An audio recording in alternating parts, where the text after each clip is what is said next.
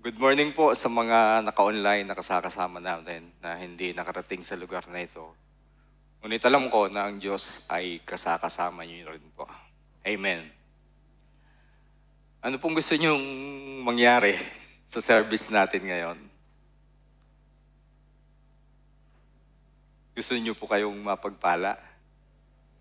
Gusto niyo pong maranasan natin ang presensya ng Panginoon? Gusto niyo po na maintindihan ang salita ng Diyos? Gusto niyo po na magkaroon ng kapangyarihan ang salita ng Diyos? Iilan latang yata yung may gusto. Iilan yung nasagot. Ang iba po ba'y tulog pa? Pakitaas nga po ng kamay ng mga tulog pa. Wala, lahat sila ay gising. Gusto niyo pong lahat tayo ay hipuin ng kapangyarihan ng Panginoon. Pwede ka pong kayo ang ipanalangin niyo po ako. Kayo po ang mananalangin, hindi ako. Dahil mas kailangan ko po sa panahon na ito ang panalangin. Pwede pa within 30 seconds, ipag-pray niyo po ako para yung salita ng Diyos ay may hayag ng may kapangyarihan. Kayo po ay manalangin.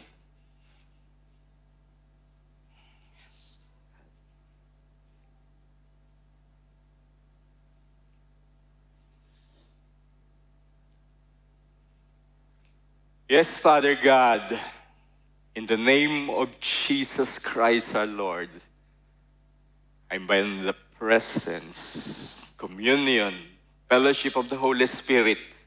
Panginoon, dinggin niyo po ang panalangin ng aming mga kapatiran sa lugar na ito na mangyari ang kalooban ng iyong salita, mapagpala pong silang lahat sa pangalan ni Jesus. Amen and amen. Salamat po sa inyong panalangin. Nandiyan ba yung aking iPad?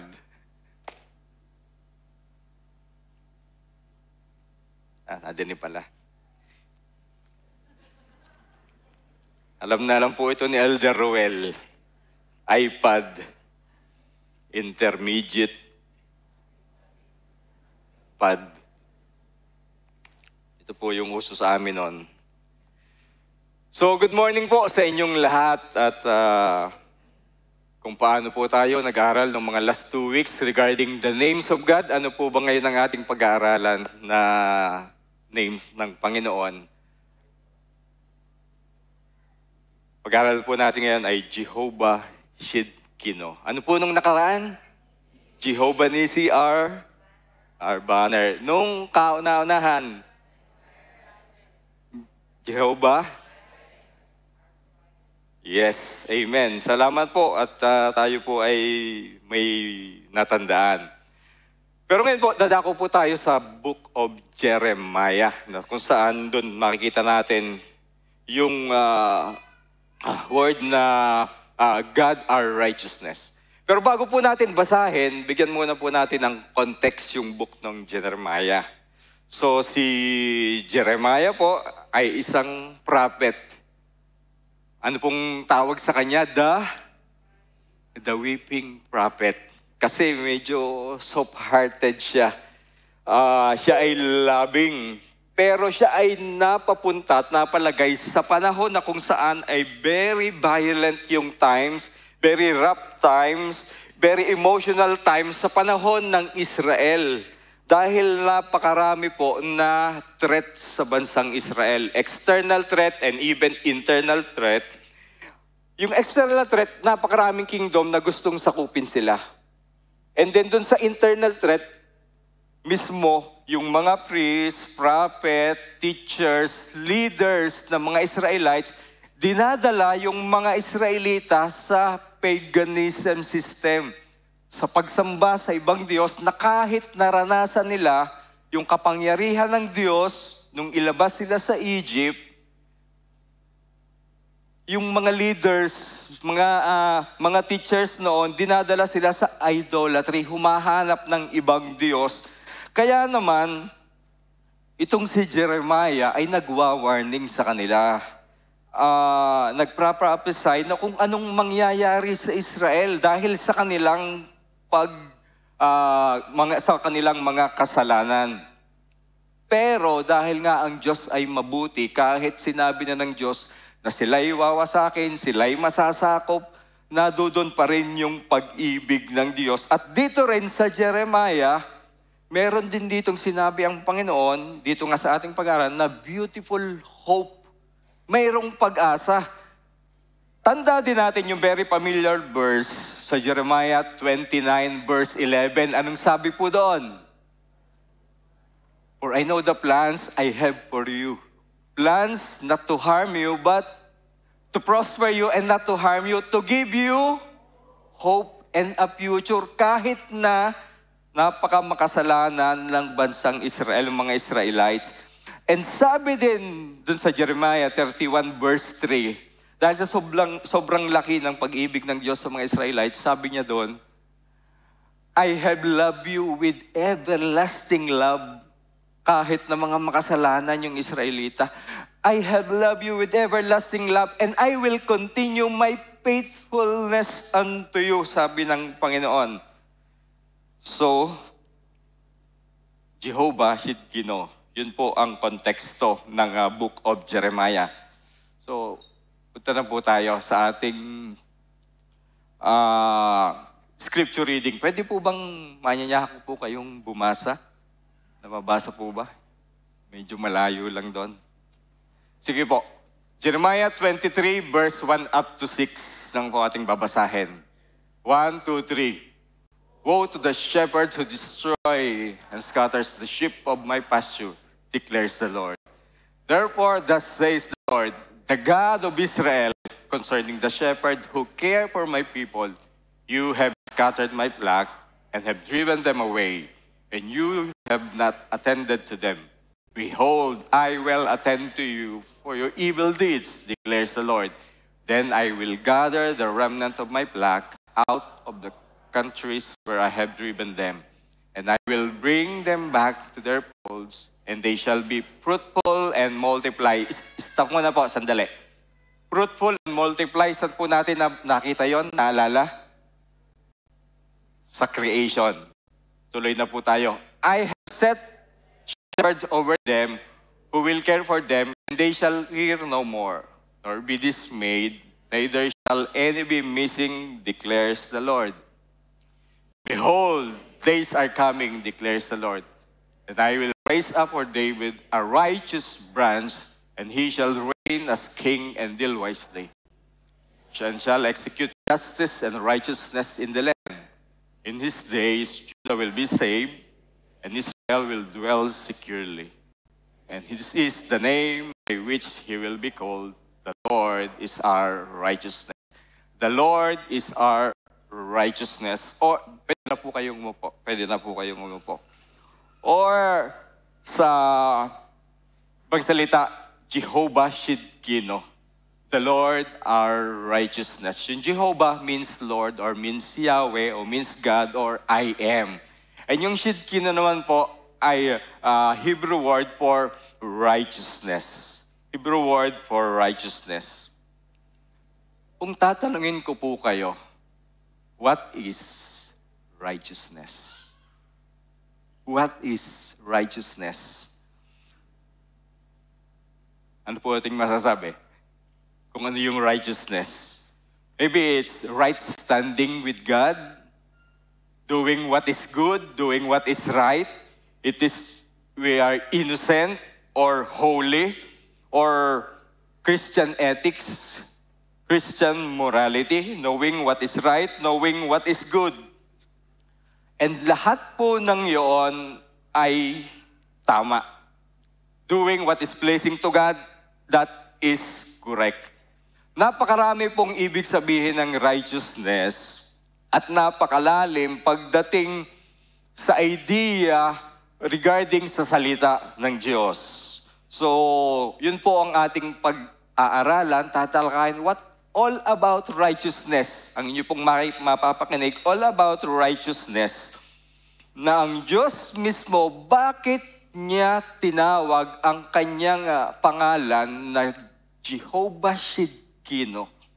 Ano bang meron doon? Anong karakter? Anong kadaliman ng salita na yon? Yun ang ating pag-aaralan. Kaya po yung Jehovah Shidkino, the Lord our righteousness.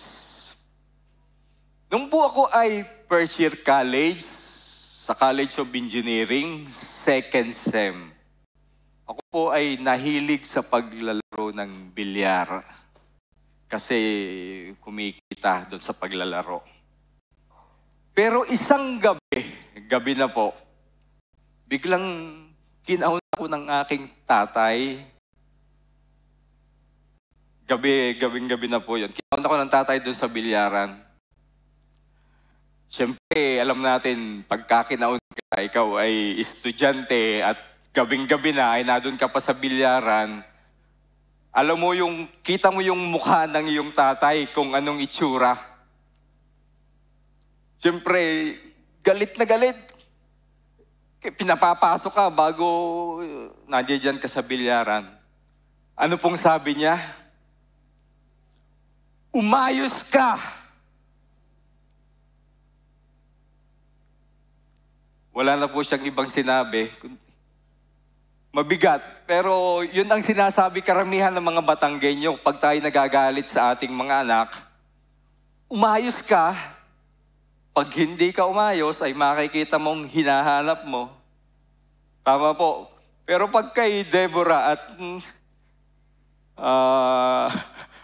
Marvelous, magnificent naman. Marvelous, ang nasabihin doon, you better get right. Na may galit. Minsan ganun ang tingin natin sa Diyos pag tayo nagkakamali, nagkakasala. Ang tingin natin ay galit na galit ang Diyos. Kaya naman minsan pagka nararamdaman natin, parang ayaw nating dumalo ng fellowship dahil ang tingin natin ganun yung righteousness ng Panginoon. Kailangan hindi ako magkakasala. At pag ako'y nagkasala, galit sa akin ng Panginoon. Pero hindi po doon. Tingnan po natin yung bago natin malaman yung righteousness, kailangan yung kabaliktaran ng righteousness. Ano po yung kabaliktaran ng righteousness? Leftness. Wrongness. Or unrighteousness. May problema po tayo. Ano bang problema ng tao? Yung unrighteousness. Pero saan ba nagmula ang unrighteousness? Balik tayo doon sa history. Doon sa in the beginning nagsimula. In the beginning, God created the heaven and the earth is in darkness, and the Spirit is hovering over the waters, and God said, let there be light, let there be earth, let there be sky, let there be sun, let there be moon, stars, plants, animals. Ang sabi niya, it is good. At pagkatapos nalangin ng Diyos lahat ng pangangailangan ng tao, sa Kanya ginawa ang tao. Ganon kabuti ang Diyos. Inihahanda muna ang lahat ng ating kailangan, tapos saka ginawa niya ang tao. At nung gawin niya ang tao, sabi doon sa Genesis chapter 1, verse 26, let us create man according to our image, according to our likeness. At nung magawa ng Diyos ang tao, ang sabi niya, it is very good. Very good. Tama. It is very good. Very good. Yung goodness ng Panginoon, yun ang standard ng Diyos sa pagkagawa sa iyo at sa akin. Nung ginawa tayo ng Diyos, sabi ng Diyos, very good. Yung standard ng Diyos sa pagkalalang sa atin is His goodness. Pag tinignan natin ang goodness sa Merriam-Webster Dictionary, it is righteousness. So, nung ginawa tayo ng Panginoon, nadoon yung kanyang goodness, nadoon yung kanyang righteousness, at yun din po ang sabi, ng Ephesians chapter 2 verse 24. His goodness or His righteousness is the standard of God on His creation. Doon tayo nilikha, yun ang standard. Ang sabi doon, and to put on the new self, created after the likeness of God, nilalang tayo according to the likeness of God, true righteousness and holiness, created after, nung tayo'y lalangin, according to true righteousness. So nilalang na po yung tao. Then sa Garden of Eden, nilagay ang tao. Pero ground rules. Ano yung ground rules? Basahin po natin. The Lord God took man and put him on the Garden of Eden to work it and keep it.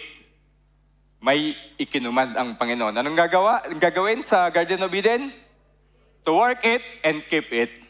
And the Lord God commanded the man saying, you may surely eat of every tree of the garden, but of the tree of the knowledge of good and evil you shall not eat. For in that day that you will eat, you shall surely die. So nandoon na po ang tao sa Garden of Eden, pero may isang nilalang na pumasok sa eksena. Sino po yon?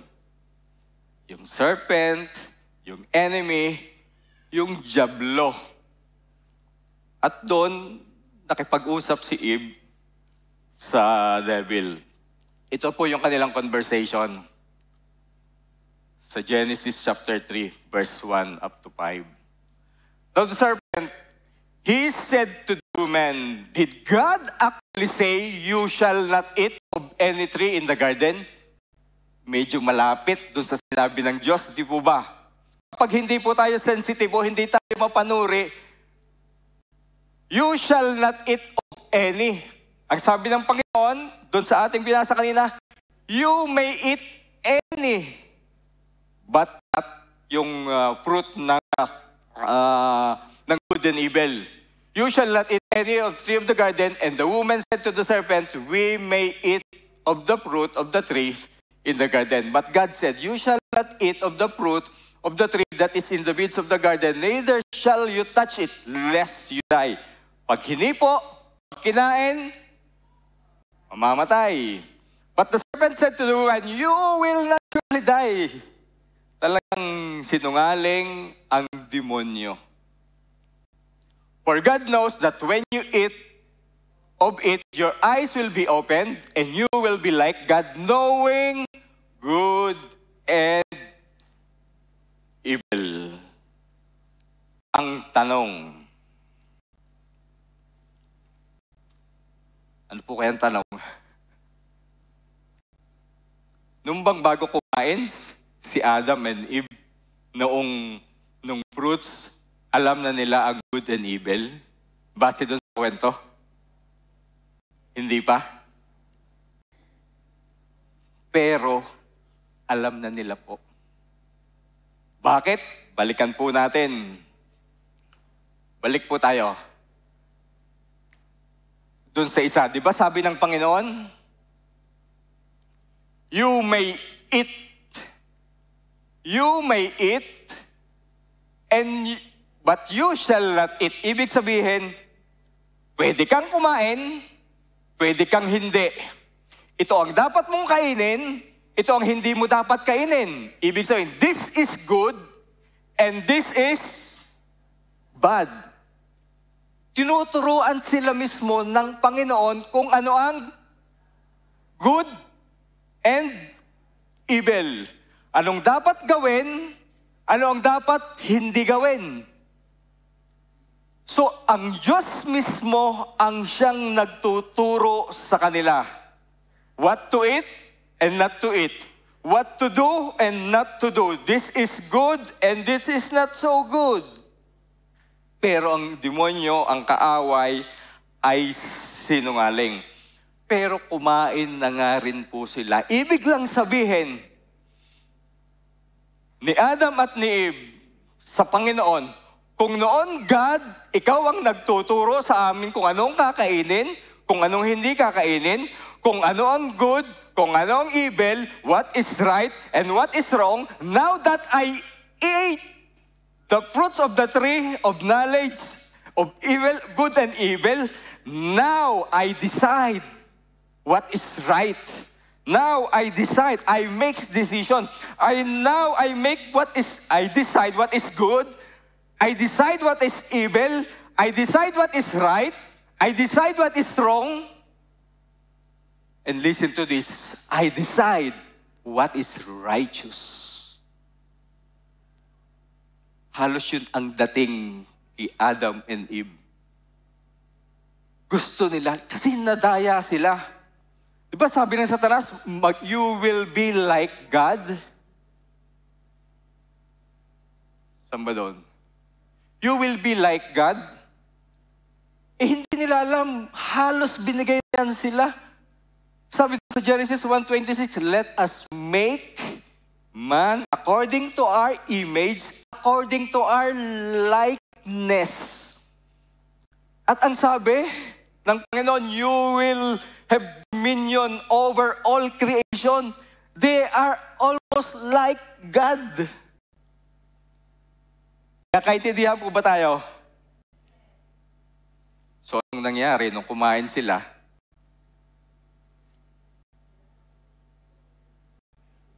Namatay ba sila? Namatay ba si Adam and Eve? Parang hindi po Pero namatay po sila. Namatay sila. Spiritually. At anong kailangang ma-born again? Katawan ba? Espiritu ang naboborn again. So sila ay na-exile sa Garden of Eden at napapunta sila sa New Realm na kung saan nadoon yung pagkahari ng kaaway ng demonyo. At anong naging consequence? Sin and death. Therefore, just as sin came into the world through one man, sino po yun? Si Adam. And death through sin. And so death spread to all men because all have sinned. Lahat ay nagkasala. Lahat ay nagkasala. Pero kung titingnan po natin, sin, yung ginawa ni Adam and Eve. Pero dun sa Genesis 1, 2, and 3, wala tayong nabasa na word na sin. Tama po ba? Wala tayong nabasang word na sin. Nakabasa lang po tayo o ginamit ng author ang sin dun sa Genesis chapter 4. Pero nagkasala na dun si Adam and si Eve. Tanong ko po, what is sin? Ano po inyong masasabi? Ano ba ang kasalanan? Ano po? Doing yung labag sa kalooban ng Panginoon. Pagnanakaw, ano pa? Pagsisinungaling, pagpatay, ano po? Marami pa po. Mababasa natin doon sa 1 Corinthians chapter 6, verse 9, and Galatians chapter 5, verse 19. Yung mga works of the flesh. Tama po na yun ay kasalanan. Pero kung titingnan po natin, it's just an outward behavior. It's just a behavior, an outward behavior. Dahil po, kung yun ay outward behavior lang, kung yun mismo ang sin, sasabihin ng Diyos kay Cain, dun sa chapter 4, hey Cain, lamig ka lang ng ulo sapagkat mamaya magkukumit ka ng sin of murder. Dahil yun po ang naging kasalanan ni Cain, pinatay niya si Abel. But interestingly, hindi yun ang sabi ng salita ng Diyos. Basahin po natin. What is sin? Yan na po yan. 2 Corinthians Yan. Ang sabi ni Genesis chapter 4, verse 6 to 7, diyan po una nag-appear yung salitang sin. The Lord said to Cain, "Why are you angry?" Bakit nagagalit? Dahil nung sila'y nag-offer, si Cain at si Abel, mas kinalugdan ng Diyos yung offering ni Abel. Why are you angry and why has your face fallen? If you do well, you will not be accepted. If you do well, will you not be accepted?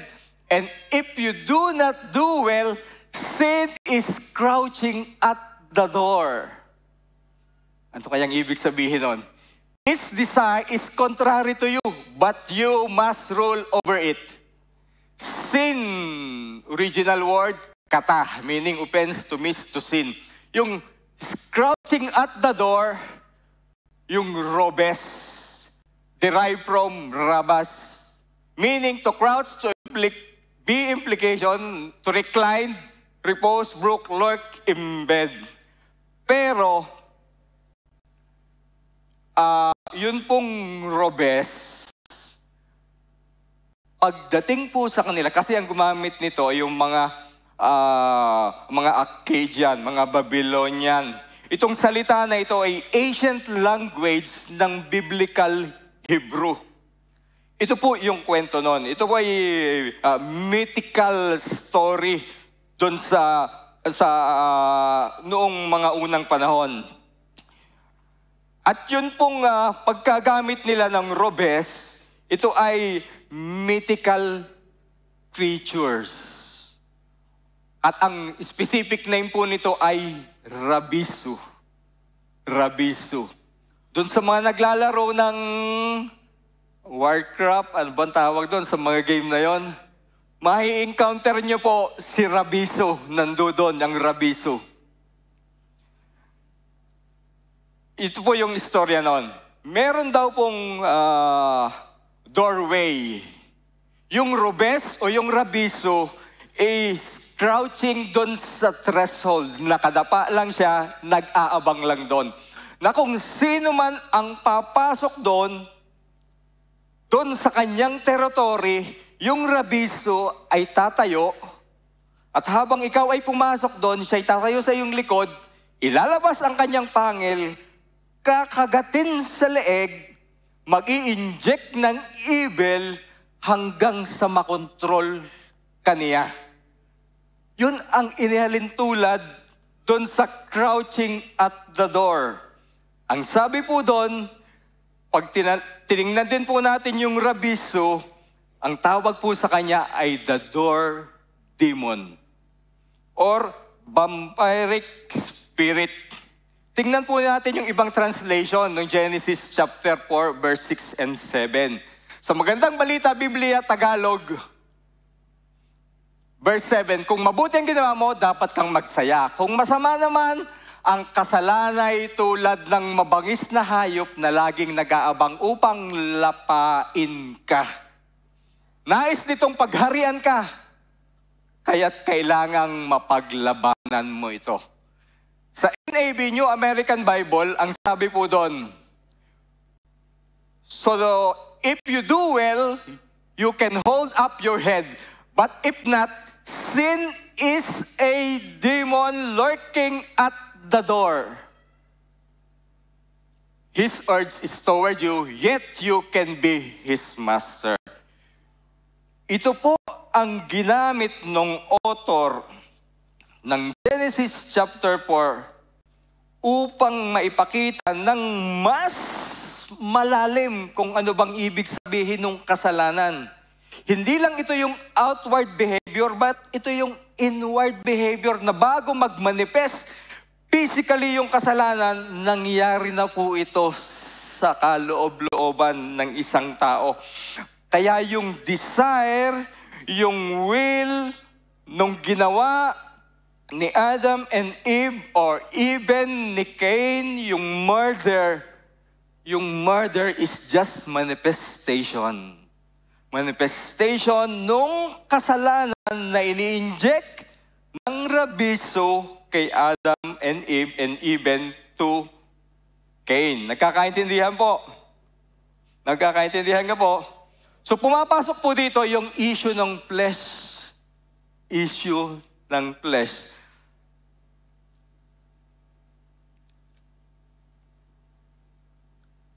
Issue of flesh. Original word, S-A-R-X, sarx. Definition, flesh or meat. Ibig sabihin, ito, meat ito. Meat ito. Ulam na. Tama ka po. Kaya pagising ninyo at nakaharap niyo ang asawa ninyo at may ngiti, sasabihin naman ni Sis Joanne ay, si Brother Joey, ngiti lang. Iyon, hindi po ako nagsabi. Kasi ito ay meat. Meat. Pero itong meat na ito, let's say, example, itong aking bicep, hindi ko po pwedeng hawakan ito, ilagay sa aking bibig, nang kung walang nagkukuman sa aking flesh. Tama po ba? May kuman na lang gagaling dito, siya ang nagpapakuman para gumalaw ang flesh. Siya ang may control. At dahil nga merong kumontrol kay Adam and Eve, may kumontrol kay Cain. Nadaya sila ng kaaway, gumawa sila ng will outside the will of God, inihiwalay sila sa presensya ng Panginoon, inihiwalay sila sa original intent ng pagkalikha natin. Tama po. Inihiwalay, tinanggal tayo dun sa original intent ng Panginoon nung sa creation, which is His goodness and His righteousness. Dahil dun sa issue nung rabiso na nagmanifest sa flesh at yun na ngayon ang kumukontrol sa flesh. Ito yung attempt ng kaaway upang baguhin yung original intent ng Diyos sa ating buhay. Pero hindi pa tapos ang istorya. Ano mo? Hindi natapos doon ang story dahil may solusyon ang Panginoon. Dahil yung everlasting love ng Panginoon ay nandoon. Ano po ang solusyon? The solution, Romans chapter 5 verse 17. For if because of one man's trespass, death reigned through that one man, yun ay si Adam, much more will those who receive the abundance of grace and the free gift of righteousness reign in life through the one man, Jesus Christ. Sa pamamagitan lang ng Panginoong Jesucristo, may solusyon. Meron pong solusyon. Amen. Amen. Sa pamamagitan lang ng Panginoong Jesucristo. Sabi po doon sa Romans chapter 1, chapter 8, verse 1 to 3. There is therefore no more condemnation for those who in Christ Jesus. For the law of the Spirit of life has set you free in Christ Jesus from the law of sin and death. Yun yung reward o consequence ng kasalanan, kamatayan.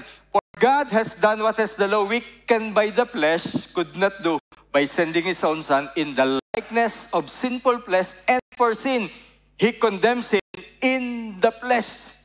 So dito po sa verse 3, by sending Jesus Christ in the likeness of sinful flesh. Kung noon tayo ay kinreate ng Panginoon in His likeness, sinugo naman ng Diyos Ama ang Panginoong Jesucristo in the likeness of us, naman, in the likeness of sinful flesh for sin.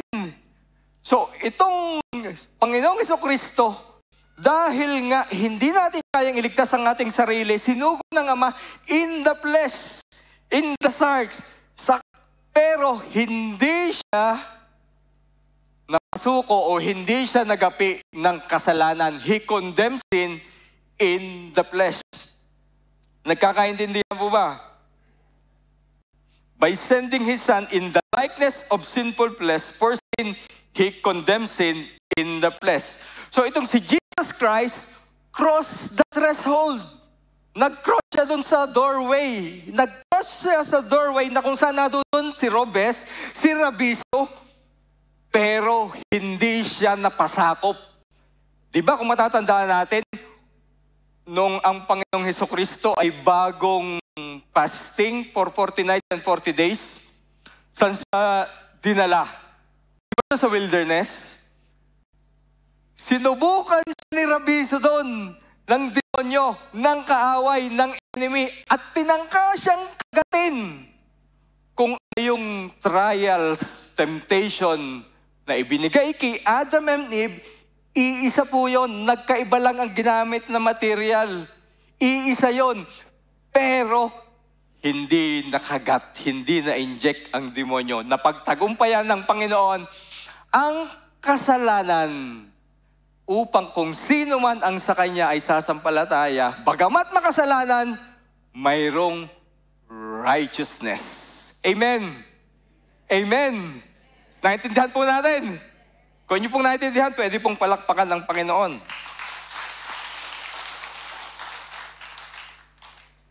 So nag-cross si Jesus Christ dun sa threshold, pero hindi siya nagapi ng kaaway. Patuloy po natin yung solution. But if Christ is in you, nasa sa inyo na po ba si Kristo? Although the body is dead because of sin, although this body is dead because of sin, the spirit is life because of righteousness. Kahit tayo ay makasalanan, kung tinanggap natin si Jesus Christ na solusyon bilang Panginoon at sariling tagapagligtas, pagharap natin sa Diyos, haharap tayo. Ganyang kakapal ang kasalanan natin, bit-bit.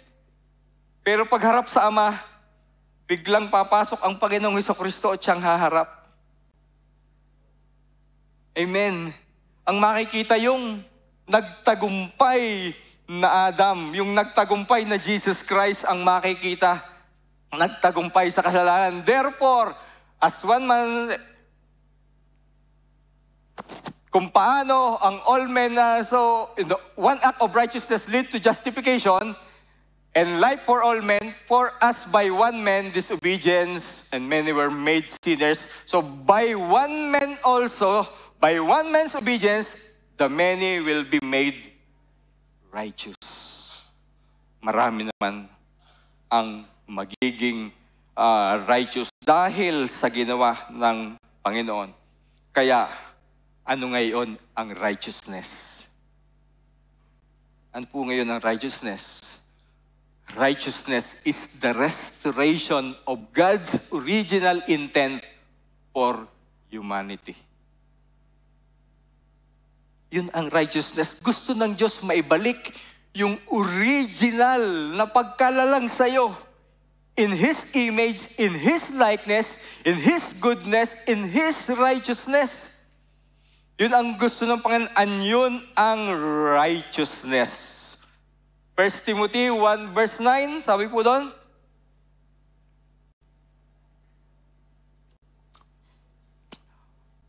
of His own purpose and a holy calling, not because of our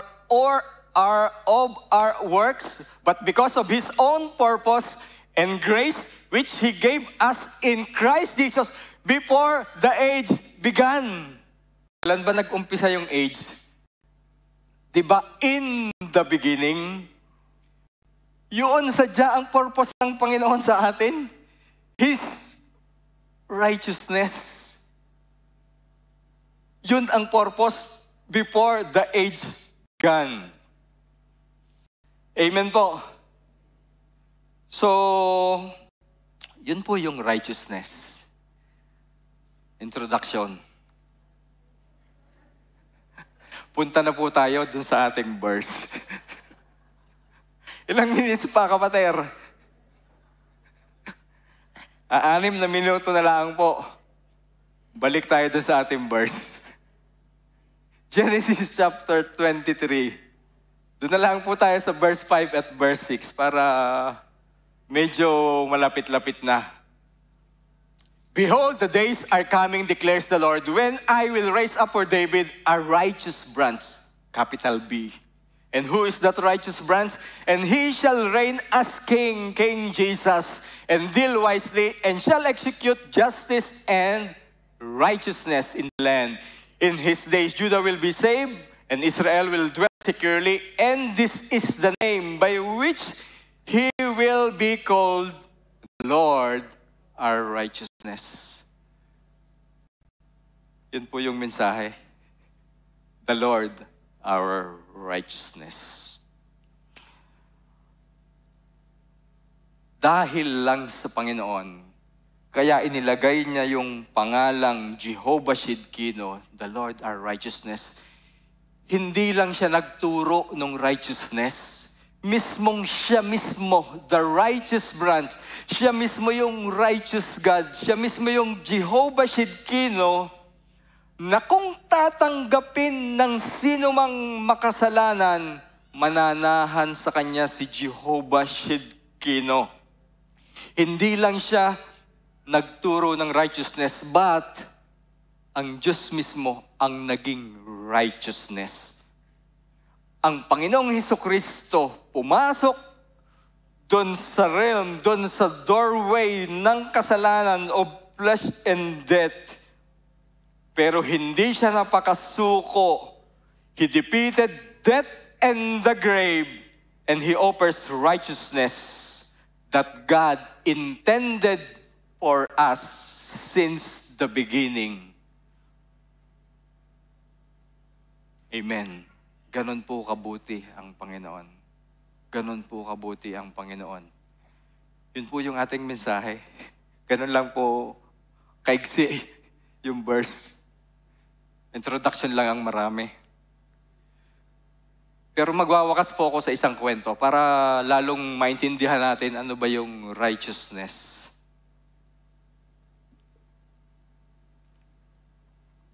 Alam po niyo yung pelikula na Jesus of Nazareth? Sino po nakakaalam nun? Ikukwento ko po sa inyo. Ilang oras ka po yun? 12 oras yun. Yung pelikula ngayon. Ikukwento ko po. Pero kukuha lang po tayo. Director's cut. Noong Jesus of Nazareth. Kuhanin po natin yung scene na doon sa governor's office nung nililitis ang Panginoon, nung iharap ang Panginoong Diyos. Kanino po iniharap? Kay Pontius. Tama. Kay Pontius Pilate at sa Panginoong Jesucristo. Ito po yung kwento noon na hindi, maaring napakita ng konti, pero ito yung director's cut. Sabi ni Pontius Pilate, tinanong ang Panginoong Jesucristo, "What is your name?" Sabi ni Pontius Pilate, sabi ng Panginoong Jesucristo, Jesus. Ikaw si Jesus? Oh, King of the Jews. Nilagyan ng badge. Para meron namang sound effect, pag gimanyan, sabayan naman yun ng para bang yung ipinako sa or isaksak mo sa baga mo. Yon, Then pagkatapos kay Jesus, tumingin dun sa iba. Merong isang tinanong, "What is your name?" Magdalena. Oh, Magdalena. What is the biggest sin you ever committed, Magdalena? I'm prostitute. Fornicator. Very good. What is your name? Hermes. What is the biggest sin you've ever committed, Hermes? Your thief.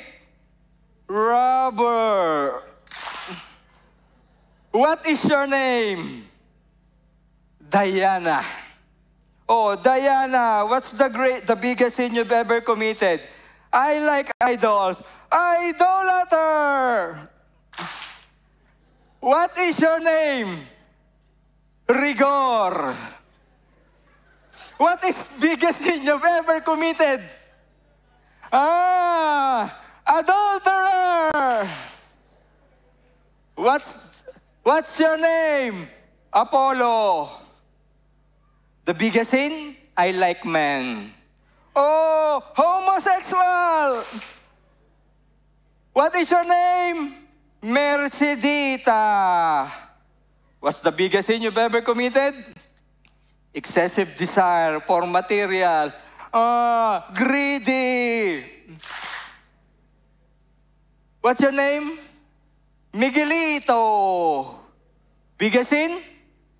I like alcohol. Drunkards. What's your name? Ponciano. Biggest sin you ever committed, Ponciano? Budol. Oh, swindler. What is your name? Hilario. Biggest sin you've ever committed? Black magic. Oh, witchcraft.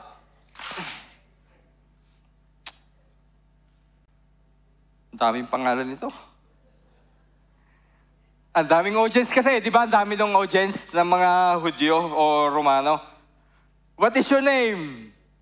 Ramonito. The biggest sin you've ever committed? Riding in tandem? Oh, murderer! Bumalik ulit sa Panginoong Hesus si Pontius Pilate, sabi niya, Jesus, what's the biggest sin you've ever committed? None. Oh, kung walang biggest sin, smallest sin that you ever committed? None. Okay. None. Ang Panginoong Hesus mismo ang tumayo naman. Sabi niya, Magdalena, can I take your badge? Walang sound effect. Hermes, can I take your badge? Diana, can I take your badge? Rigor, can I take your badge? Apollo, can I take your badge? Mercedita, can I take your badge? Miguelito, can I take your badge? Ponciano, can I take your badge? Hilario, can I take your badge? Ramonito, can I take your badge? Rubina, can I take your badge? Angel, can I take your badge?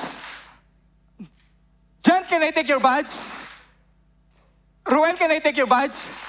Elsa, can I take your badge? Nato, can I take your badge? Susana, can I take your badge? Lito, can I take your badge? Can I take all your badge?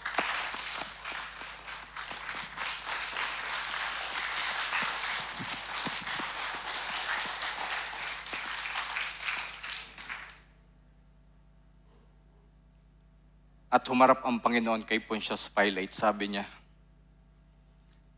and now, Pontius Pilate, you can crucify me now. You can crucify me now.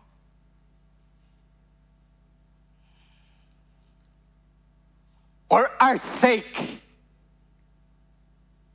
pakibasang malakas, He made Him to be sin who knew no sin, so that in Him we might become the righteousness of God. Ganon ang kabutihan ng Diyos. The Jehovah Shidkino, the God our righteousness, kinuha yung ating kasalanan upang ikaw, ako na makasalanan ay maging katwiran, righteousness of God. Pagharap natin sa Diyos, inaari tayong matuwid sa harap ng Panginoon. Amen. Whew. To God be the glory. Tayo po ay manalangin. Yes, Jehovah Shidkino, you are good. You're loving. Salamat sa ginawa mo, Panginoon, na bagamat kami makasalanan, meron kaming hope. Meron kaming future dahil sa iyong dakilang pag-ibig sa amin. Marami pong salamat, dakilang Diyos. At kung sino man, kapatid, kaibigan, sa araw na ito, ang hinipo ng salita ng Diyos na hindi mo pa sigurado kung mayroon kang katwiran, kung mayroon kang Jesus sa iyong puso, ang Diyos ay nangungusap sa iyo ngayon. Nangungusap sa iyo ngayon upang ilaan sa Diyos ang iyong buhay. Ibigay sa Diyos kung anuman yung nagagawa nating patuloy na hindi ka nalulugdan ng Diyos. Isuko natin sa Diyos ang ating buhay. Kung yun ikaw, kapatid, kaibigan, inanyayahan kitang tumayo. Kung gusto mong isuko ang iyong buhay sa Diyos, kung gusto mong isuko ang iyong buhay sa Diyos, inanyayahan kita, kapatid, kaibigan, tumayo. At ipapanalangin kita ng pagsusuko ng buhay sa Diyos. Salamat sa Panginoon. Salamat sa Panginoon. Lord God, at maging yung mga members o lahat ng attendees na gustong mag-alay ng buhay sa Diyos, inanyayahan ko po kayong tumayo. Tayo po ay mananalangin. Purihin ka, o dakilang Diyos.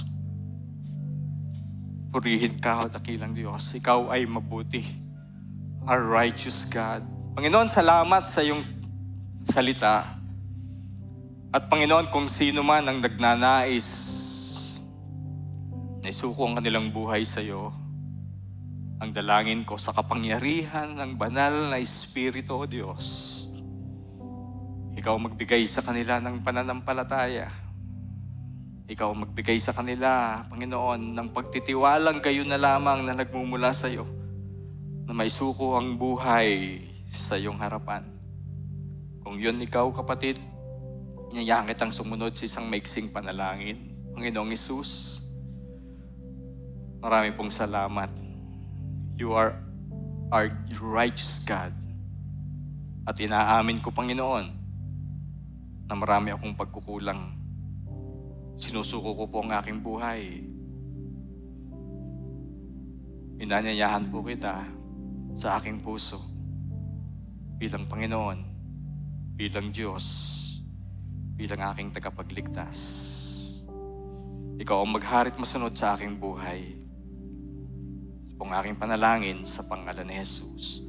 Panginoon, sa lahat po ng iyong mga anak, maging sa lahat ng mga nakasama namin online, maghari, dakilang Diyos, ang righteousness